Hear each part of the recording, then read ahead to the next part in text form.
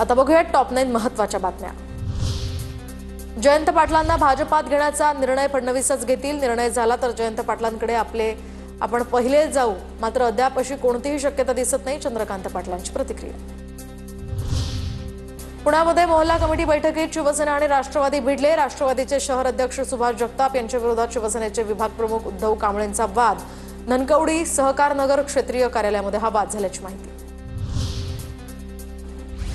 1 जुलै रोजी 12 जिल्ह्यातील शेतकरी चक्काजाम आंदोलन करणार। या संदर्भात 2 दिवसात शरद पवारांची भेट घेणार, सतेज पाटलांची माहिती।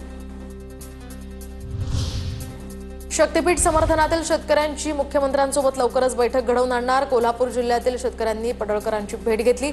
शक्तीपीठ महामार्गासंदर्भात जमीन संपादित करण्याच्या प्रक्रियेला राज्यभर विरोध असताना कोल्हापूर जिल्ह्यातल्या शेतकऱ्यांनी मात्र जमीन देण्याची तयारी दर्शवली। बीडमध्ये आज शैक्षणिक बंद, तर उमा किरणामधील खासगी क्लासेसमध्ये विद्यार्थिनीचा विनयभंग। विजय पवार आणि प्रशांत खटावकर या 2 प्राध्यापकांवर गुन्हा दाखल।